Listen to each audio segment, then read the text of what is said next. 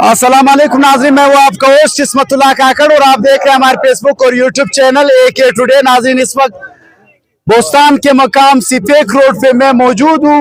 CPEC road पे जमात उलमा इस्लाम ने जो है हल्का PP 47 के नताइज जारी हुआ था असफंदियार खान काकड़ के हक में, उसके खिलाफ जो है जमात उलमा इस्लाम ने जो है धरना यहाँ पे दिया हुआ है। मेरे साथ अजीम शख्सियत अजीम काकड़ खड़े हैं। अमूमन तो आप जो है शेर और शायरी और तदरीस और उस पे हमें नजर आते हैं मीडिया पे, सर आज आप एहतजाज में खड़े हैं, कोई वजूहात सर? बिस्मिल्लाहिर्रहमानिर्रहीम। पहले तो आपका बहुत शुक्रिया।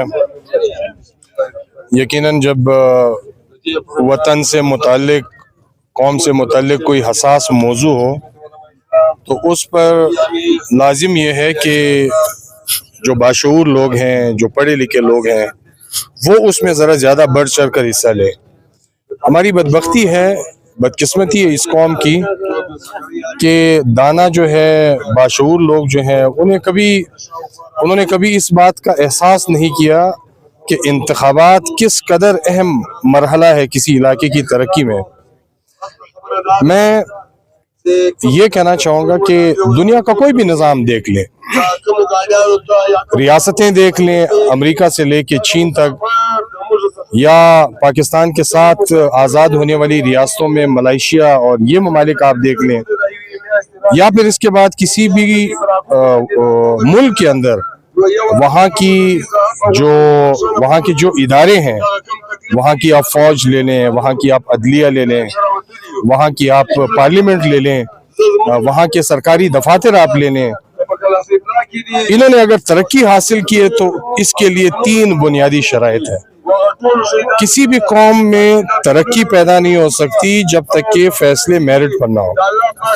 अगर किसी रियासत के अंदर, इदारे के अंदर, तंजीम के अंदर मेरिट के बरक्स फैसले होंगे तो फिर नताइज किस नौइयत के होंगे?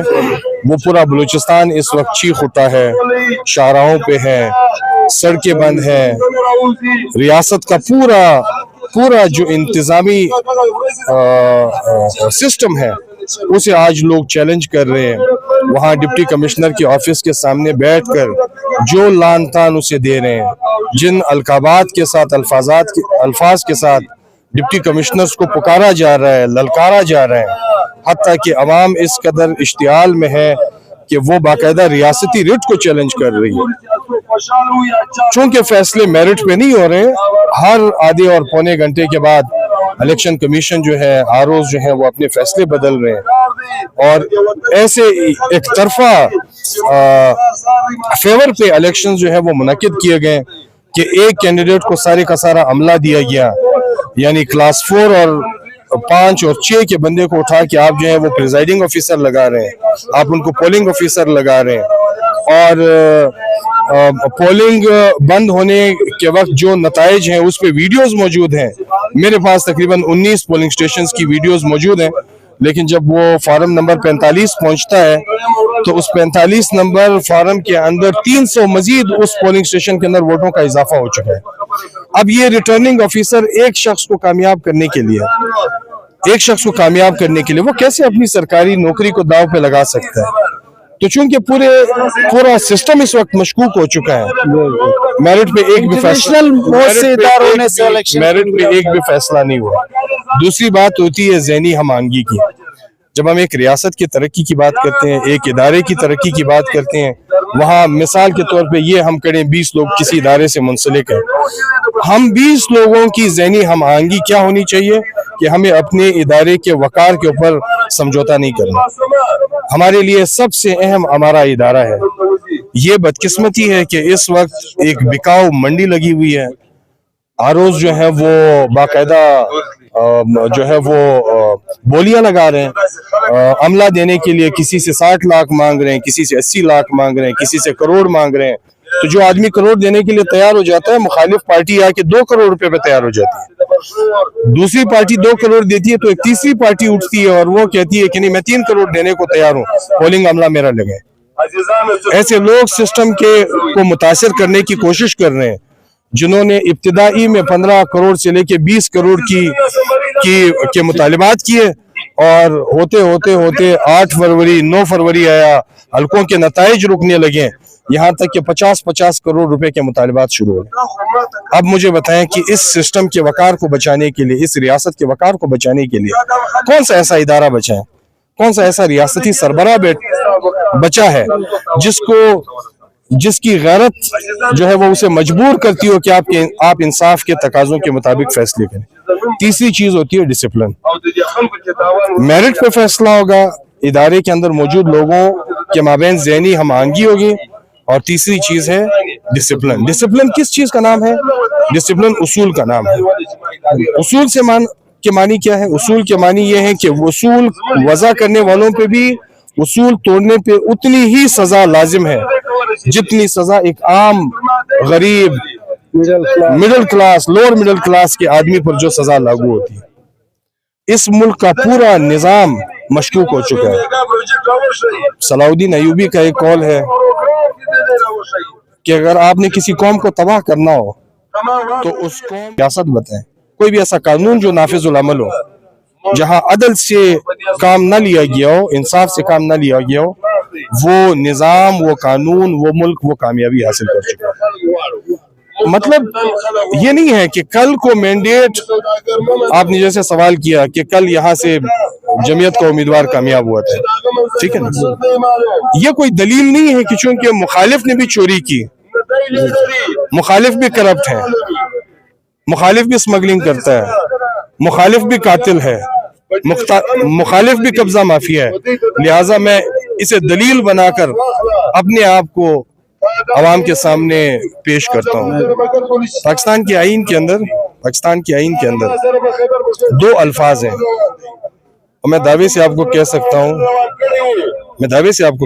कि पूरे बलूचिस्तान के अंदर इन 2 अल्फाज की तशरीह, पूरे बलूचिस्तान में 20 लोग इन 2 अल्फाज की तशरीह नहीं कर सकते। वो अल्फाज क्या हैं? एक आर्टिकल 62 में है सगेशियस। सगेशियस लफ्ज से मुराद दाना। मुझे बताएं ना कि रियासत जिन्हें कामयाब करा रही है, बलूचिस्तान से बिलखसूस, कौन सा ऐसा आदमी है जो मेरा ये इंटरव्यू देखने के बाद मेरे साथ मुनाजरे के लिए तैयार हो? 20 लोगों का एतराफ करता हूँ कि मौजूद है।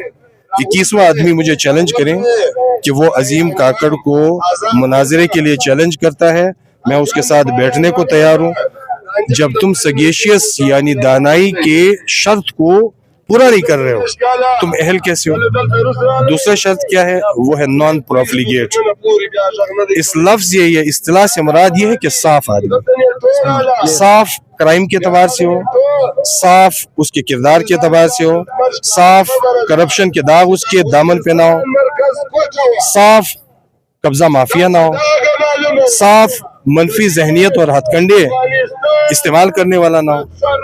इस सिस्टम के अंदर बलूचिस्तान से हालिया कामयाब होने वाले 65 के करीब MPs MNAs जो जनरल इलेक्शन के जरिए कामयाब हुए। मैं आपको दावे से कहता हूँ अगर इन 65 में से आप 15 ऐसे अरकान निकाल दें जिनके अंदर ये 2 सिफात मौजूद हो, मैं इस पूरे मुल्क के निज़ाम के मानने को तैयार हूँ। और एक बात आखिर में आपको कहूँ, अगर सिर्फ इस मजमे के अंदर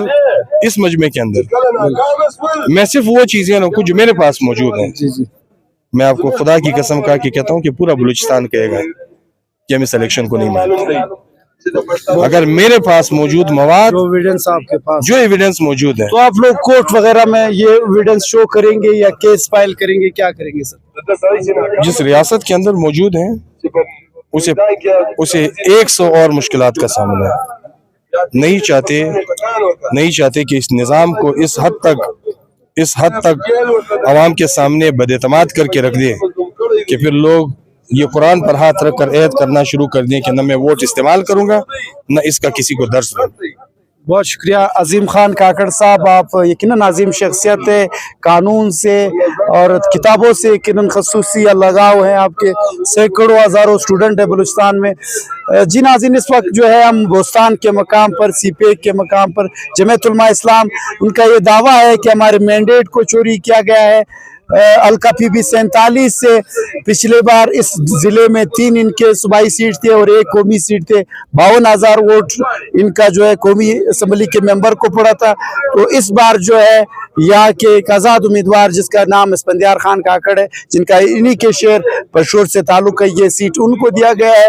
इनका कहना है कि हमारे मैंडेट पर जो है डाका डाला गया है। जब तक हमारे मैंडेट्स को के ऊपर जो डाका डाला गया है वो हमारे नोटिफिकेशन हमारे उम्मीदवार के हक में नहीं होगा। तो ये जो CPEC रोड है ये इसी तरह हम लोग धरना लगा के बंद करेंगे। इसके साथ अपने मेजबान इस्मतुल्लाह काकड़ को दीजिए इजाजत। मजीद अपडेट के लिए देखते रहे AK2।